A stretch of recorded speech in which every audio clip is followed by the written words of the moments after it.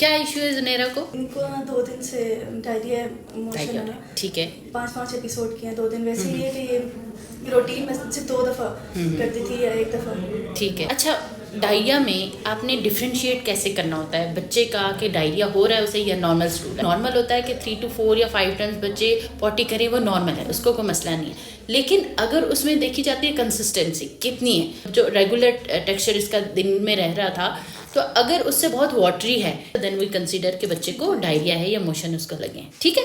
अब डायरिया में 3 से 4 बातों का आपने बहुत ख्याल रखना है। ठीक, सबसे पहली बात कि जो ही डायरिया हो जाता है, मेरे पास माएँ आती हैं, वो फौरी तौर पर डायरिया के में क्या करती हैं, अपना दूध पिलाना बच्चे को बंद कर देती हैं, या अगर वो पाउडर मिल्क पीते हैं या फार्मूला मिल्क पीते हैं वो बंद कर देते हैं कि बच्चे को डायरिया लगे।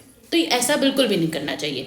आप अपना फीड करवा रही हैं या फार्मूला फीड दे रही हैं, वो बच्चे को कंटिन्यू करें, वो सेफ है बच्चे के लिए। ठीक, अगर आप बच्चे को एनिमल मिल्क दे रहे हैं यानी किसी काऊ मिल्क दे रहे हैं, तो वो आपने अवॉइड करना है, क्योंकि डायरिया में हमें खतरा होता है टेम्परेरी लैक्टोज इंटॉलरेंस हो जाए, क्योंकि काऊ मिल्क की वजह से डायरिया मजीद सिवियरिटी की तरफ जा सकता है। अच्छा, दूसरी जो सबसे बड़ी गलती पेरेंट्स करते हैं, वही डायरिया हुआ, जरा सी खांसी हुई, कुछ भी हुआ, बच्चों को बिल्कुल टाइम नहीं देते और एंटीबायोटिक स्टार्ट कर देते हैं। जो एंटीबायोटिक है वो बिल्कुल भी स्टार्ट नहीं करनी चाहिए बच्चों में, बिल्कुल अवॉइड करनी चाहिए, क्योंकि अगर हम अर्ली एज से एंटीबायोटिक देना शुरू करेंगे तो बच्चों की बॉडी रेजिस्टेंस हो जाएगी और एंड में फिर वो लो डोज पे काम कभी भी नहीं करेगी।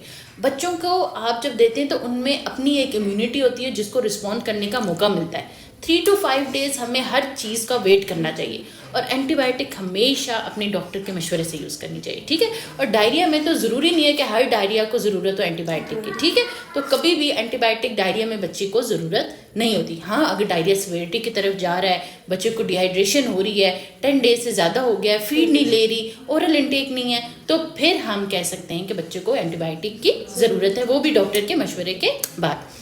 तीसरी जो अहम चीज़ है वो है कि बच्चे को सिर्फ हाइड्रेट रखना है। हाइड्रेशन जो है वो की पॉइंट है डायरिया में। बिस्मिल्लाह, आपने बच्चे को पानी नहीं, कोई और नहीं, टोटका जो घरेलू टोटके वगैरह करते हैं तो कोई और चीज़ नहीं, सिर्फ और सिर्फ ORS। हाइड्रेशन एक बहुत ज़्यादा ज़रूरी है बच्चे की, पानी की कमी नहीं होनी चाहिए। ठीक है।